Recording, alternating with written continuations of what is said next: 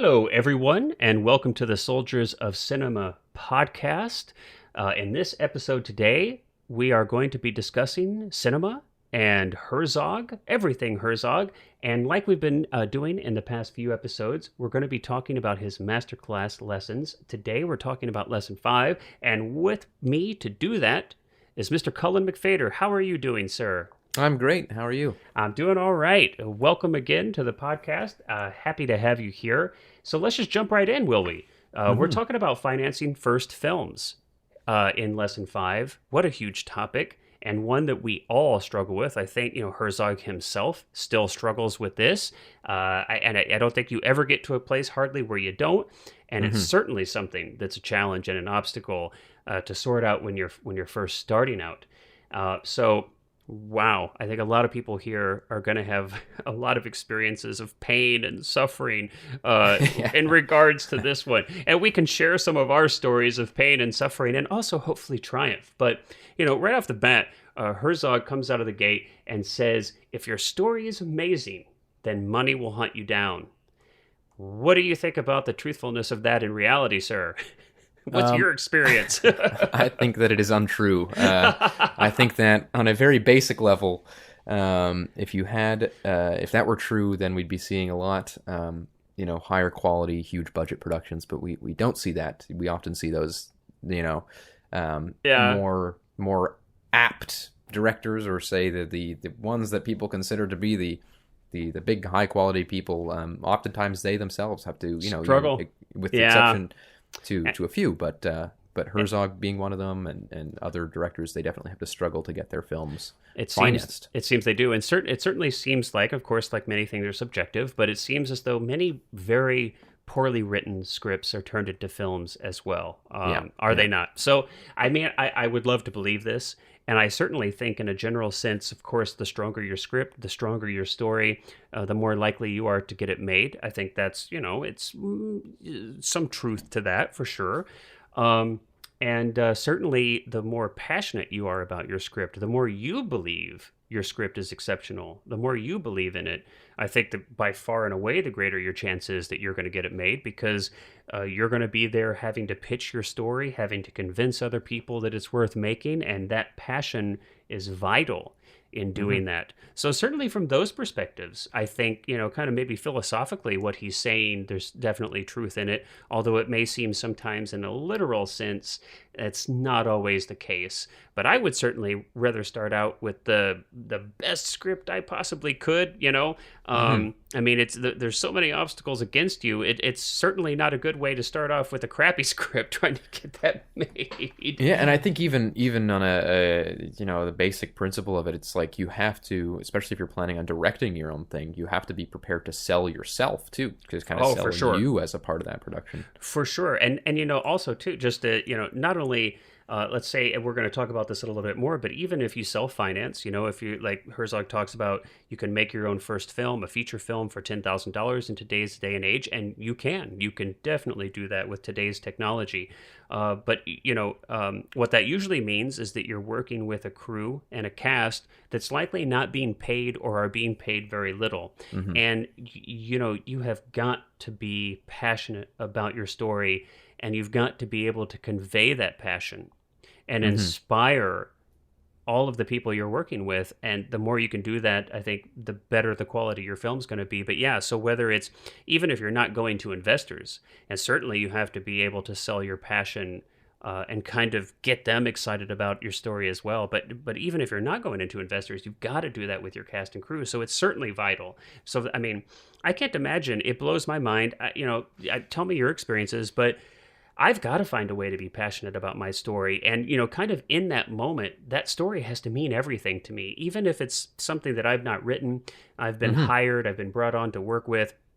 And maybe it's not the story that I would have necessarily written myself. I got to find a hook into it, though.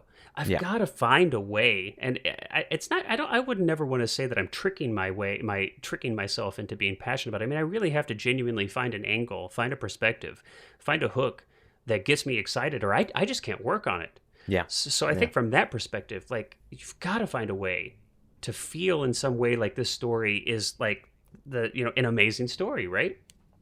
Oh, totally, without a doubt. Yeah. And I mean, the reason for that too is beyond just the creative decisions that you make. As an indie film director, you're going to wind up wearing so many different hats. Every hat. And if you are not just as passionate with the post-production as you are with the production, or you're not as passionate with marketing that thing as you are with choosing an angle on the day of or something like that, Yeah. then it's gonna fall flat. And that's basically it. And I mean, I've had those pitfalls too, where it's like I'm not a big fan of doing post-production sound. I don't really love doing it. I like doing Foley, but when it comes to actually sitting down and mixing those tracks, Yeah. I'm not a big fan of it, and It's so tough I've to keep that I've had to kind inspiration. of I've had to catch myself and kind of go, if I let this go, if I drop the ball on even just the sound in post, this could severely harm the movie. Yeah. So you've got to find a way to be as passionate as you can about every single facet. Again, like you said, even if it's not necessarily your script, and something that you've been brought on to do. Yeah, and I will say this too, just in kind of the highest level kind of sense, I think there is truth in what Herzog's saying, and it doesn't always necessarily play out literally, but that passion, that whatever that story is, in a way, has got to be to you the best story on earth in this moment. Yeah. And because that's the only that passion, that intensity, is going to be the only thing that's going to be able to carry you through the entire process that is filmmaking. Because I mean, it just takes such an extraordinary amount of energy and time and money, and just it's such a process that you've really got to be able to find a way to hold that in your head and heart like that, and spread that passion. Yeah. So, I think in that sense, what he's saying is true. But let's talk about, there's so many different ways that you could finance your first films. Herzog specifically calls out self-financing. So he's like, hey, go work, save up money, get 10 grand in a savings account, and then you can make a first feature film that way. And it sounds like from Herzog's experience, this is what he did on his first few short films. He went out and worked and financed these films himself. Of course, in today's day and age, we've got crowdfunding, all kinds of potential ways to invest. You could get just private investors, friends and family, et cetera, et cetera. What are some of the ways that you finance some of your first films? And like the successes or failures that might have, that your stories you can share from that. I mean, coming out of high school, a friend of mine and I tried to crowdfund, which didn't work out. We were looking for. Well, tell us a little bit about that. Yeah, because I think crowdfunding, it's something that a lot of people look to. It's something that I'm involved actually in a horror feature film right now. We're actually in the process of doing a crowdfunding campaign for that. I can speak to that a little later. But tell us a little bit more about that project. Was this the first film that you had tried to finance yourself?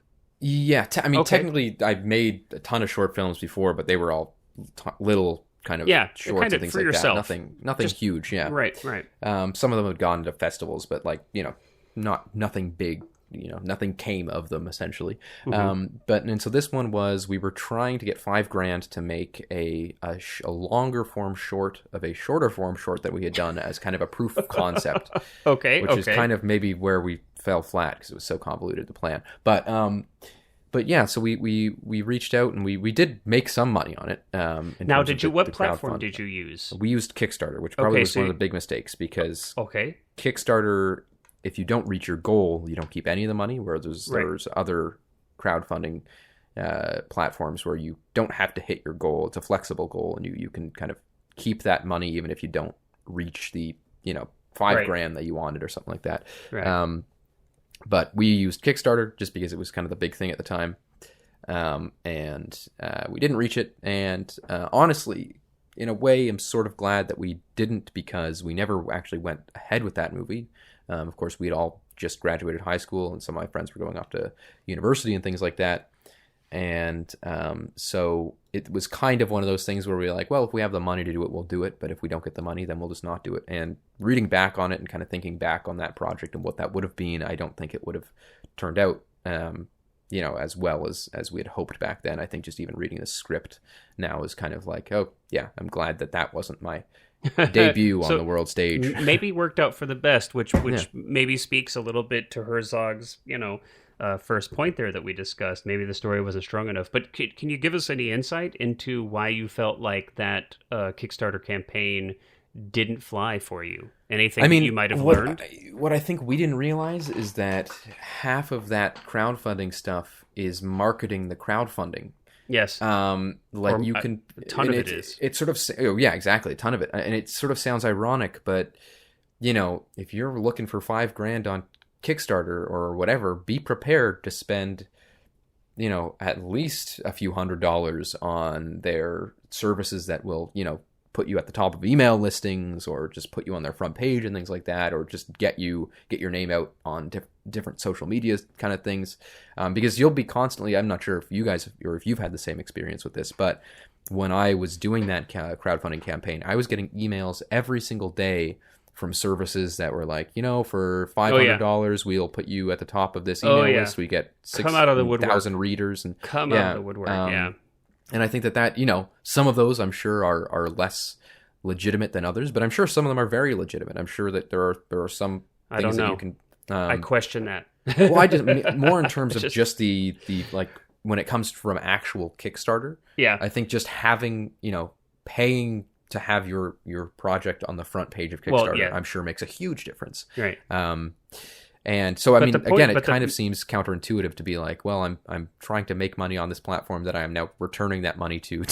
Yeah, but it's a little right. Well, it's certainly. I mean, a couple points that you mentioned. That you found yourself. I mean, you can find yourself spending, an order of magnitude greater time marketing and maintaining a crowdfunding campaign than you actually are on the film itself. So it's definitely, it's tough, and I think, Herzog doesn't go into crowdfunding so much, and he just kind of more specifically talks about keeping your budget low and working within about a $10,000 budget, which is still, it's a considerable amount of money, but it is obtainable, I think, for most or many people. Obviously, everybody has different financial situations, of course, but $10,000 is a relatively reasonable. I mean, even if it takes a couple years for you to save that, I think that, and this is some of the crowdfunding thing, right? To crowdfund $10,000 might actually end up tying you up longer than it would be to just save that money on your own. And put that time into the story, into the film itself, as opposed to the crowdfunding campaign. But you also, you're beholden to people as well. Let's not forget this. Mm-hmm. Yeah. So Kickstarter. So I mean, did you have any little like swag, or what were your? Did you have, so it was pretty standard as far as those things go. Like if you donate $10, get a poster, if you whatever. Signed headshot of Cullen Fader. Exactly. Can I get one of those? Do you still have any left? I'd like one. I'll contribute. You should have $5. taken one when I was down in LA, but oh man. But no, things like that, like just signed, and I think as the tiers got higher, if you donated like $500, which we never got, but it was one of those things where you'd have with an asterisk creative input, and you'd get a chance to see the working progress of the movie and things like that if you wanted to, because some people wouldn't want that, and that might be where things can get the creative input stuff that and I mean that's tricky. The thing, you kind of have to sell yourself out, right? And not in the other way that I was saying, but you kind of almost that's why I've kind of straight up and never done it again, and I think have made much better movies on my own dime than I would have if I was doing Kickstarter or anything like that. So let's speak to that then. So the Kickstarter campaign did not go through. You ended up not making this film. But so how did you eventually successfully finance your first film? What did that look like? I actually have to think about what I would consider my first kind of major, crude film. Not, of course, big crew, but like something that I had other people putting their time and effort into as well. Right. And I kind of have two of them. One of them would be a movie that I made in 2018, which was just me basically behind the camera and no crew for most of it, and then one actor for primarily most of the movie.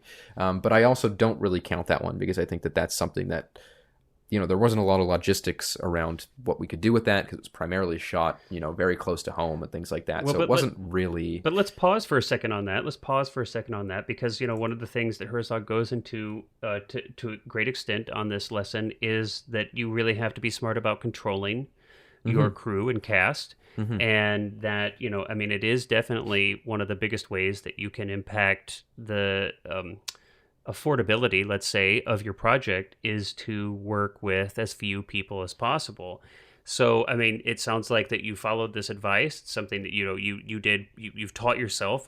I know that you didn't go to film school, right? So you taught yourself all of these different, how to operate camera, how to operate sound, how to do lighting, et cetera, et cetera. And the only thing you can't technically do, I guess, is be behind the camera and in front of it at the same time. So you had an You'd be actor. surprised. You'd be surprised. Well, it's okay, fair enough. If you put it on sticks, you're right. You could technically. I have made short films, like 1 minute short films. This is true. I think I would drive myself insane doing anything longer. Yeah, it might be pretty tough. But I mean, I just want to use this one of the examples. It's like, okay, well, the crowdfunder thing didn't work.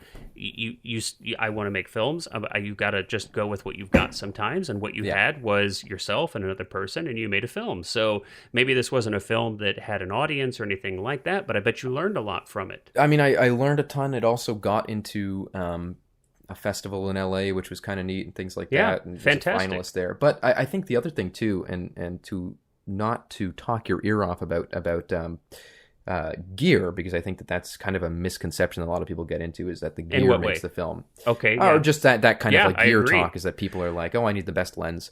But on the other hand, kind of threading the needle of that conversation a bit. Yeah. I knew early on that no matter what I did, I wanted to primarily own most of my equipment. Just because I didn't like the idea of being beholden to a rental, or even just borrowing somebody else's gear and, having to risk not being able to have that gear again if I needed to do reshoots or anything like that. So I very, very early on, my first job that I ever worked, I was delivering pizzas. And the reason that I was delivering pizzas was because I was like, I'm saving up for a nice camera that'll last me a few years so I can get a nice set of lenses, and that can be kind of my gear when I move into bigger things, and then I can also get jobs using that stuff. I can also, started working jobs as a cinematographer for, larger indie budgets that could afford to pay me, and then using that money and kind of regurgitating it back into my own projects. So when I say, I totally agree with the mantra of like, gear is not everything. You could make a movie on an iPhone and it could be way better than somebody who has an Alexa. But at the same time, I also quite early on was like, I want to make sure that I own this stuff, that if I'm going to invest in equipment, I'm not going to rent it. I'm going to primarily own my own camera. I'm going to, own my own lighting things. And that, I think, really opened me up to be able to make a lot more, or just to be less stressed about like, I'm beholden to somebody else, whether it's the rental house or something like that. Yeah. So on this one person, one crew movie that I did, which wound up, I think the runtime of it was about 25 minutes. That really came in handy because we wound up shooting it over the course of like 4 months. And if I had to, repeatedly go back and rent that equipment, I think I just would have stressed me out, and I probably would have, taken longer, not as a matter of financing, because I think the rental costs probably would have been below what I paid for the camera. Yeah. But at the same time, it just gave me such, ease of mind knowing that what I was shooting on was mine. And I know, because I know you, I will share with the audience. I mean, you have a particular interest, and especially high interest in cinematography, which not every director necessarily would. So, part of your skill set is operating camera, is doing DP work. And so, yeah, certainly I think this makes sense for you, because that's, other directors may have less interest in mastering kind of the cinematographer side of the craft. Of course, I think that every director should understand, right? Should totally, definitely have a base level of understanding. But you want to go above and beyond that. And so I think it makes sense. You have your own equipment, so you can hire yourself out, and you can not only do you continue to learn and refine your skills on these jobs, but you're actually able to make money that you can put back into your own project. So that makes sense, which where it may not make sense for everybody else, but like you mentioned, I do see that a lot of people say, I don't want to make a film until I have XYZ camera, or until I have this lens, or until that, and I really would urge people to not do that. Yes. Yeah. And it's right. It's, hopefully you're always kind of working on, I'm not going to use the word networking because that's not what I mean, but that you're involved in a community of fellow filmmakers in your area, in your community, because this is where you're going to go for crew and actors. But, inevitably somebody's going to have gear that you can borrow. It may not be an Alexa, it may not be a Red, but somebody's probably going to have some equipment that you can borrow, or worst case, like you said, most towns have some place where you can rent gear, or heck, you can shoot something on your iPhone, for example. So don't let that stop you. And I mean, that's exactly it, right? Is that had I not either made enough money in those jobs to get what camera I desired or whatever, I'm sure I still would have made the movie. I'm sure that and even in that movie, I did for low light scenes borrow a friend of mine's Sony A7. Or say A7S, right, whatever the really good low light one is. Yeah. I think they're mirrorless. Small body camera. Yeah. So without a doubt, I think that's the lesson kind of for me is like, you look at every single avenue that you can possibly take, and do not be afraid to take. Be polite about it, but don't be afraid to go into a store even and just kind of ask, hey, do you mind if I shoot here when you guys close? Or do you mind if I, maybe I can trade off a promotional video for you guys, and you guys can let me shoot in here? Things like that are so important, and to have the confidence to do that. But let's go back. I want to ask, whatever it is that you consider your first film, how did you finance? Did you self-finance that? What did you do? Yeah. Okay. It was and what entirely was the budget, self-financed. if you don't mind. What was the budget roughly?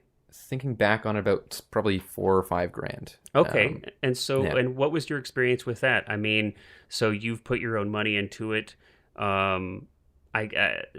Just tell us a little bit about that experience. Did you put together a budget beforehand? Like, how did you kind of know that was what you wanted to save, or was it the other way around where it was okay, I've got $4,000 or $5,000, I'm going to make the film I can make? I mean, I was working at the time that I was doing it, right? I was actively I was essentially, and I think that's another misconception that people make, is that they think that the budget up front, you get the money and then you make the movie, whereas so many indie films, you're basically making the money as you make the movie.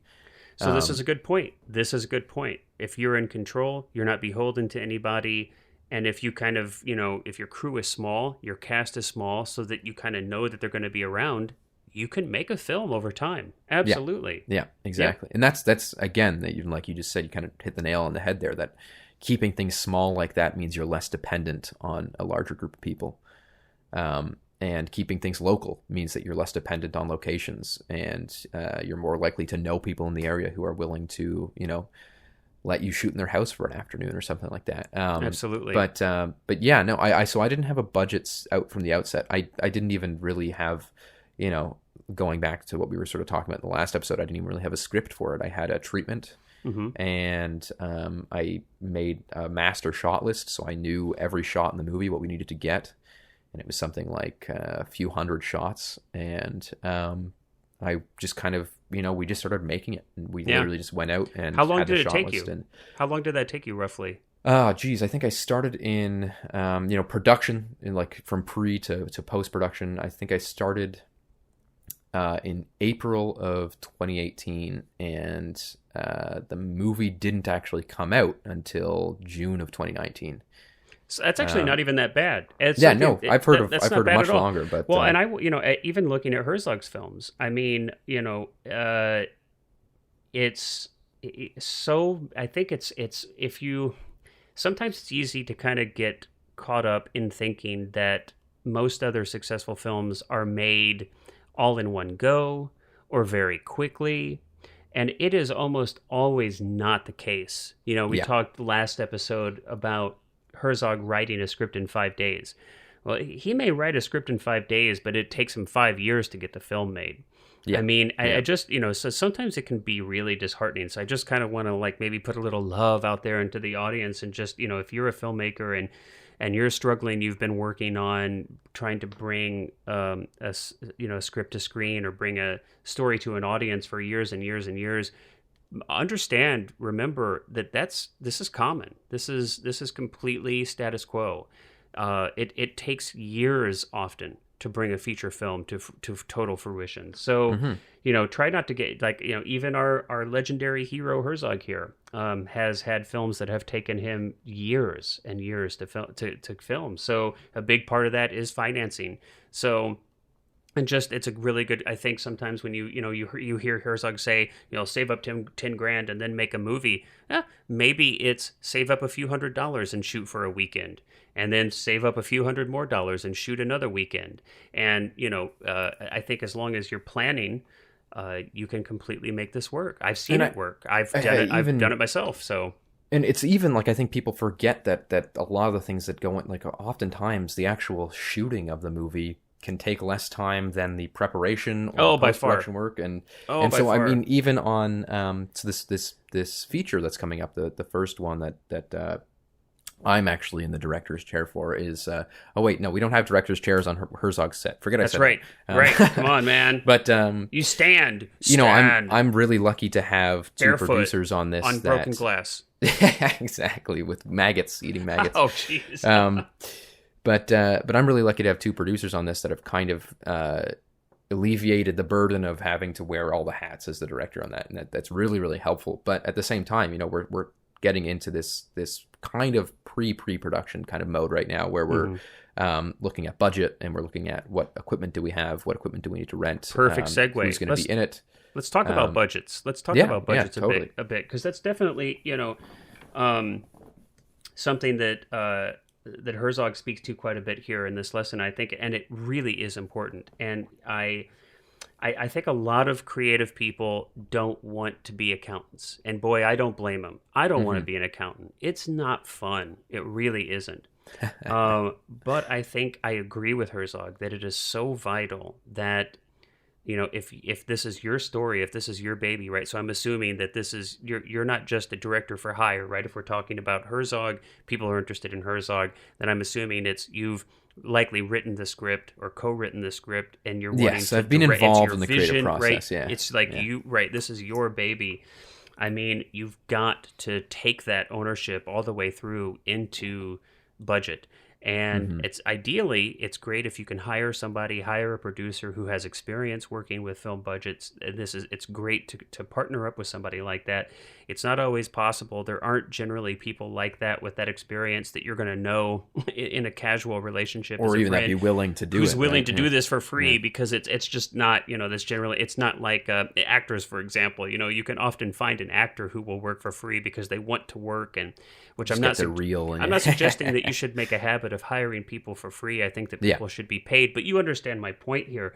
And so, but so likely on your first projects, it's you, and it may have to be completely responsible for the budget. And it is so important. And whether it's your money or not, it's equally important. I just always kind of see it as my money. I actually, even more, if people have invested in my film, my responsibility to them is even higher than it would be to myself. But you really, and again, we talked about creative problem solving in our last episode. Certainly this carries through to this, but educate yourself on how to maintain budgets on a film.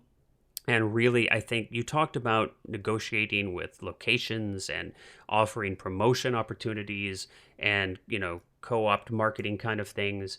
I mean, yeah, it's get creative, and don't be afraid to ask and beg, borrow. And Herzog says steal. I'm not going to suggest people steal here. He has mentioned that, go Our steal a lawyers are camera. telling us to disavow that. Yeah, right. But I mean, hey, I'm okay with stealing shots. I don't have a problem stealing shots. I've stolen a lot of shots. But when you live in Los Angeles, you kind of have to. I think they require permits for practically shooting in Everything. your own Yeah. home. So but let me go. But yeah, so it is important. Now, on your film, did you maintain on that one project? Did you maintain a budget at all, or did you learn anything about kind of how to manage resources?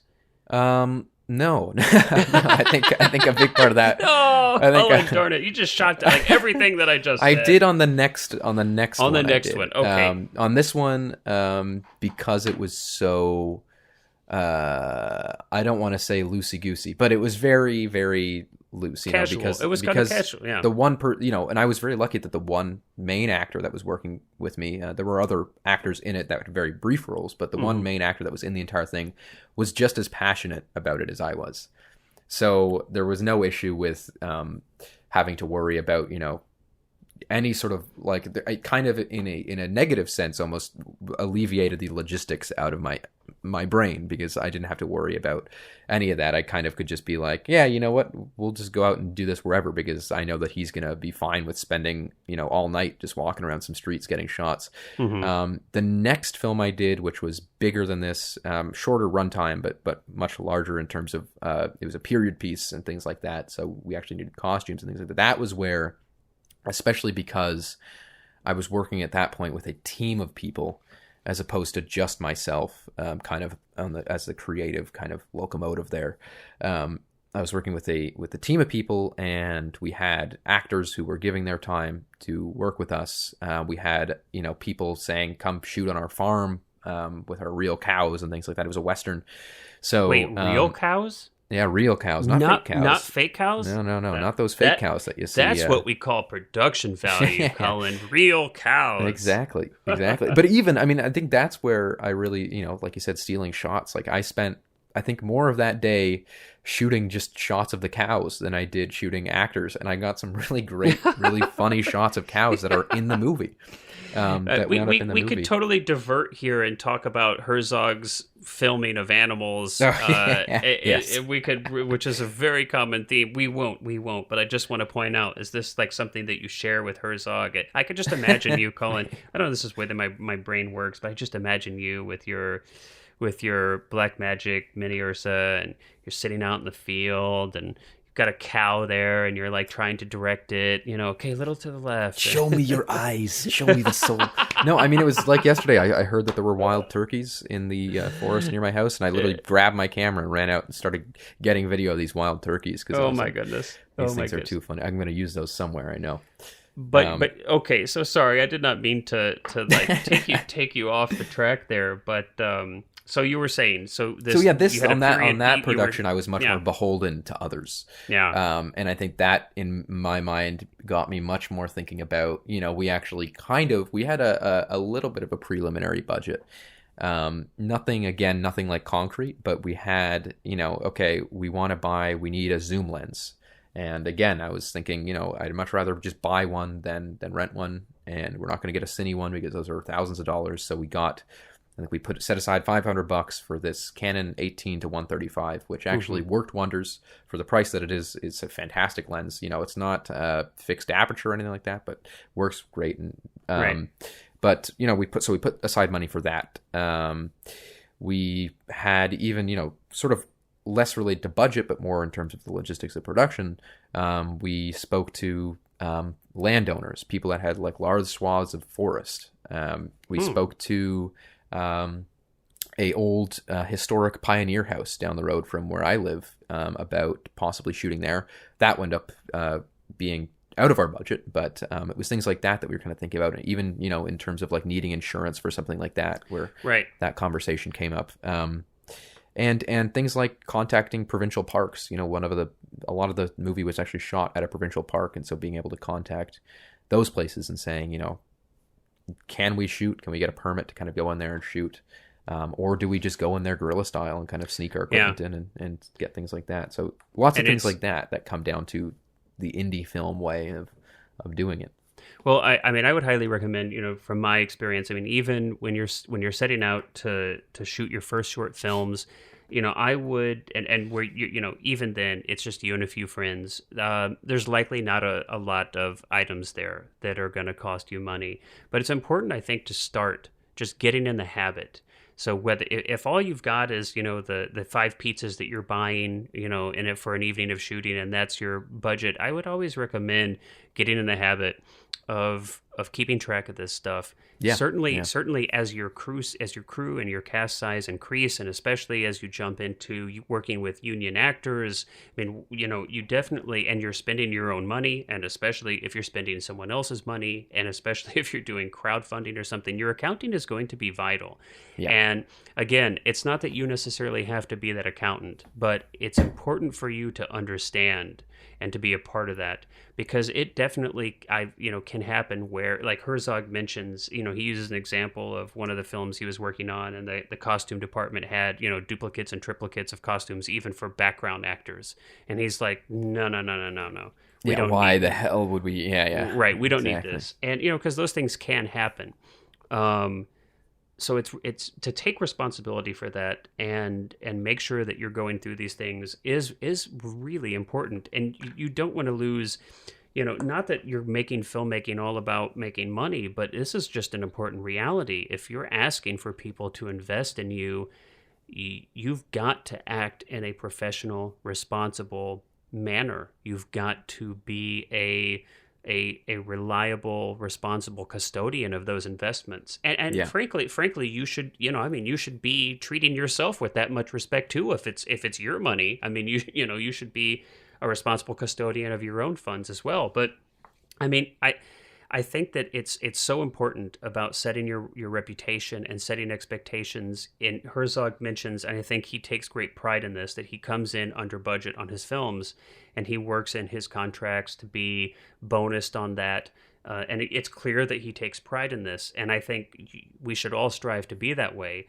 There's like stories of of directors who are going millions and millions and millions of dollars over budget, and these are kind of like these fantastical stories. And well, it's like, I mean, I can't remember if this is actually the case, but I feel like Coppola in Apocalypse Now comes to mind. I think, didn't he have to like put yeah. his He own went house? way over. He Yeah, went yeah. just way over budget, and And it's even like Spielberg on Jaws. What's funny about Spielberg on Jaws too is he went over budget and over schedule, and then never did it again on any other movie. I think it was just such a learning interesting point. experience for him that he never. Yeah. He took that responsibility afterwards to never let that happen Never again. had to, but I think sometimes it's romanticized, right? Yes. It's like Yeah, this, yeah, yeah. it's almost romanticized. But I would really urge people to start from the very beginning, even on your smallest projects, and keep track of how much you spend on it, and get in the habit of that. And I mean, when you mentioned the thing about the tech, nobody wanted to be their own accountant, and that's not fun, Yeah. to be your. To me, what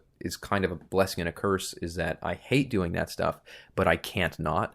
I have to have my mind on budget, and I think that makes anybody really producer friendly. And I think absolutely. that makes you really marketable, because even on this feature right now, I'm coming up with the numbers that we need for even just something as simple as like, okay, we'll need 3 C stands with boom poles.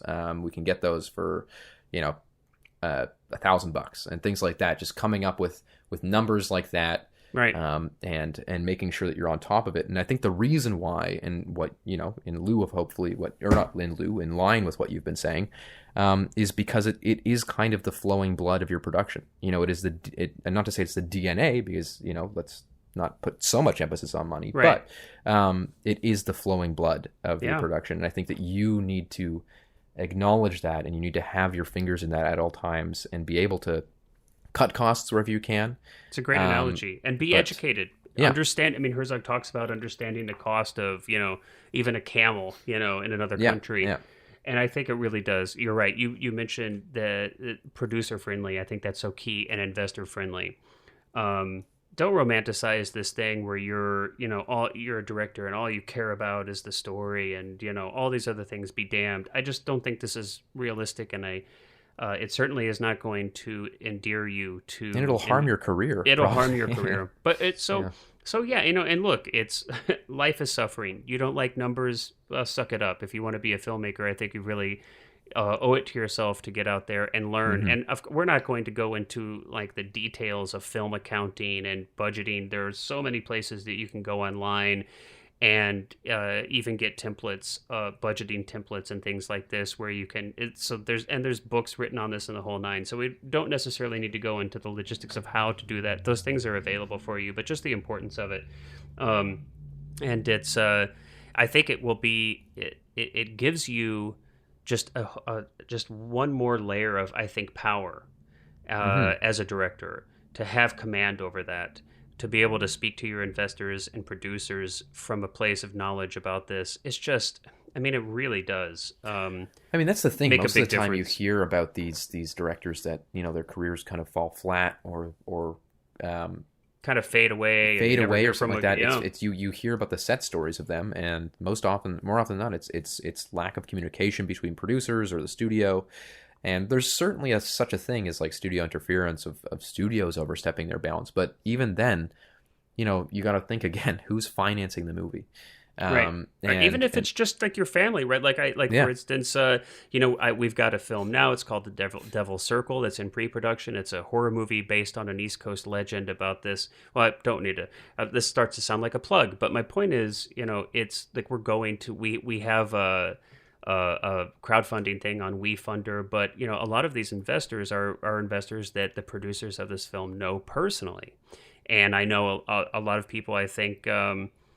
Well, I don't want to use that specific example because I'm not sure, but there are definitely examples of people, filmmakers who have gone to, their friends and family and their community and asked for money from these people. My goodness. I mean, do you want to be the person that asks your friends and family for yeah, money and then doesn't yeah. respect that? I mean, come on, uh, And I it's like, think even if it's not a studio, I mean, it should be a badge of honor that you would hopefully be proud to wear, that you are a responsible, educated person when it comes to the finances of your and because film. then they're more likely to help you out again, right? Of course, And I yeah. think even to talk a little bit about that too in specifics. For a great example of this is the feature that I'm working on right now.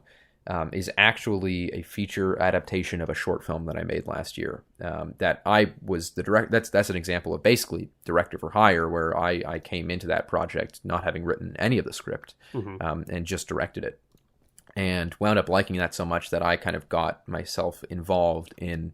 Kind of firsthand in making this into a film. But the thing is that the lead actor in that movie, we shot it at his parents' house. And it was a short film. It took us 2 weekends to shoot in the middle of February. It was a lot of fun. Probably one of the best shooting experiences I've ever had. And when we were starting up production on this, and we were figuring out locations and just the kind of very very basic logistics of the movie, that actor sort of said, why don't we? I mean, he's still involved in the project, and he sort of said, why don't we shoot it at my parents' house again? Why don't we just use that? We have that location. And on one hand, I thought, that's good. We have a location. We don't have to worry about renting it. But then there's also a certain point where I kind of call it like the bird jumping out of the nest, where I felt myself and the producers agreed that, let's take a step further and let's try and get a location that we can call our own, even though it's going to be Yeah. more expensive and technically more risky. Yep. There's a point, I think, in indie filmmaking, especially where you do Where you kind of become have a to. professional. Yeah, and you've got to take that leap of faith and kind of go, you know what, we could follow, for example, Herzog's advice to a T, where we utilize that house. We know that his parents would be happy to have us there, completely fine with it. But at the same time, I don't want to be beholden to anybody. And Yeah. every time we have shot there has been in the back of my head, like if we're shooting late at night, it's like, God damn, I really don't want to keep these people up. I don't want to make too much noise. And so I'd just much rather have the experience of being somewhere else and having that location be your own. And I think that's the idea. Is cheap is great. Try and do things and save as much money as you can, but also don't be so adamant to be cheap that you're cutting money on things that may make your production better. Be Well, prepared to invest a little bit of more money into something that may make a big difference, just like that, like getting a 100%. location. Yeah. And to respect the collaborators on your film, and to I think that's important. Whenever I would agree, right? Save money wherever you can, but I don't think Herzog doesn't pay the people in his films. I No, mean, exactly. Yeah. and this is something that I've seen so much, is that even at surprisingly larger budgets, I've got filmmakers are asking actors or asking crew to work for free or work deferred, which ends Yes. up becoming free. Yeah. Because And and I think I would really strongly suggest to move away from that. I mean, even if it's, I've done short films that I maybe had, similar budget like you, maybe 4 or 5 grand. and I paid everybody on it. It's And even if it's just like an even if honorarium. it's $100 a day, Yeah. right? Even if Yeah. it's $100 a day, or it's gas money, certainly with catering and with food. But I feel like it really is an important step, and for numerous reasons. And you kind of hinted towards like the psychological impact of like, I want to step away from amateur and move into professional. And yes, we could shoot in your parents' home, but I want to be able to control the space. It's I'm going to pay money, and we're going to move into a space that we can control, that we've paid for.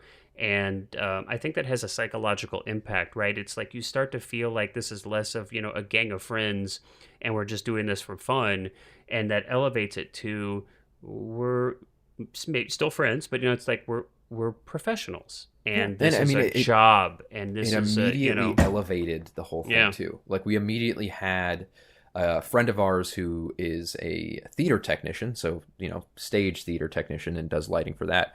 yeah, Immediately came to us when he found out that we were doing this kind of thing, and I had a chance to talk to him, and he said, I'd love to help out as a grip, and even a lot of times, I think a lot of people also, and they will thank you forever for this, will come in and say, "Don't pay me. I don't want to make any money on this. I'm just here because I want to help out." If you still pay those people, they will be thankful to you forever, because that just means that you are paying them for their time.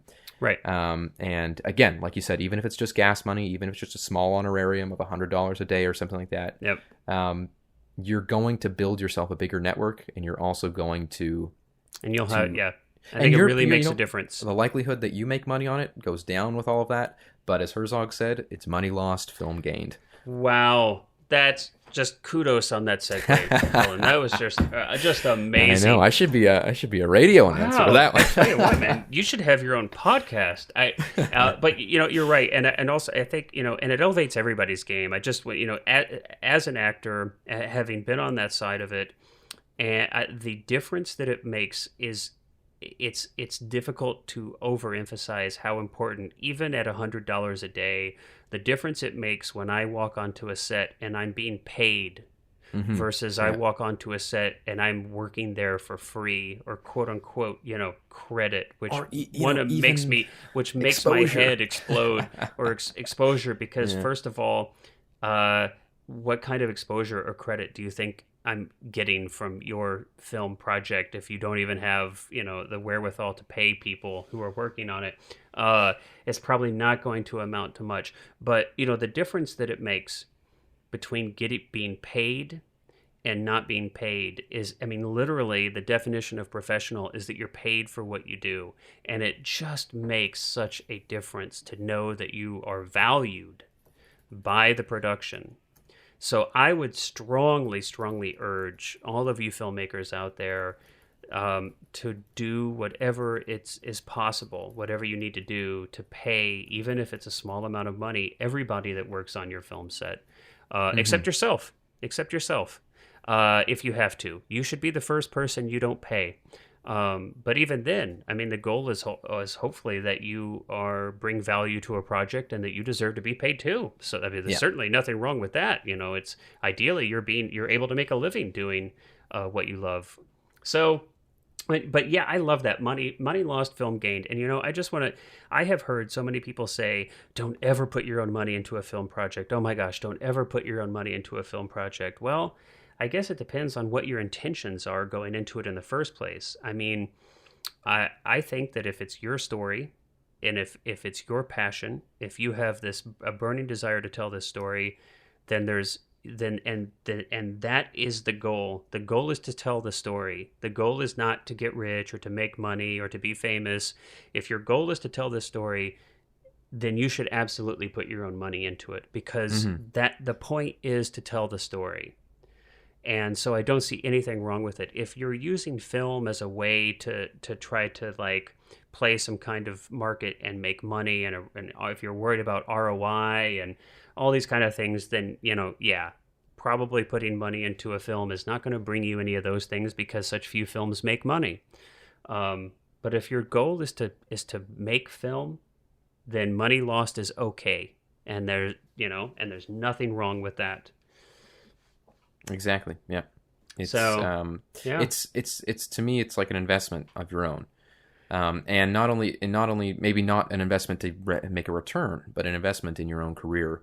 And it gets, and if you work hard enough at it and you do it regularly enough and you kind of develop that skill set, it gets really exciting when you get to a point where you go, hey, I might actually be able to make money on this thing. Like Yeah. it kind of, you reach that point and you go, cool, Yeah. I'm Well, here. And and it's a cliche. It's a cliche, but the journey versus the destination.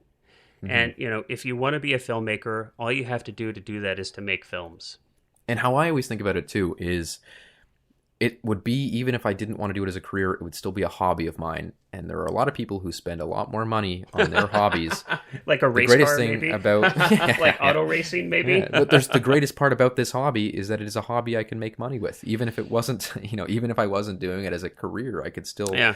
like, it's one of the only very few hobbies can make a return of actual monetary value. And not that you should be going into it with that only on your mind, but it does have that benefit. Like, and that's why I think it's so silly when, like you said, I hear people say, like, never put money into your own project, blah blah blah, never invest. And Yeah. it's like, I'm putting money into it because that's what I like to do. Even if I don't make a And that return and on that it. and that really should be, I think, the primary motivator, right? I mean, Yeah. it's something that you should enjoy the process. And if you, let's say, you took Herzog's advice and you spent $10,000 to make a feature film, uh, and you made a feature film, and you had that as your end result, regardless of whether it breaks you into Hollywood or returns you thousands and thousands of dollars because you sold it to Netflix or whatever the case may be.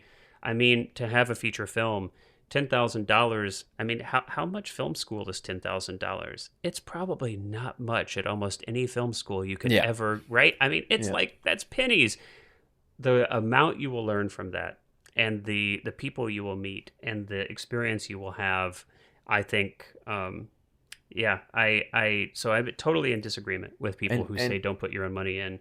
And some of the most extraordinary, wonderful experiences I've had personally have been, being part of a film crew and or cast and working on these things. And it was, I mean, paying for like a fancy vacation to Hawaii wouldn't have been more enjoyable. So for me, it's no problem. And when the script is right and the story is there, I completely agree with Herzog on this. mhm.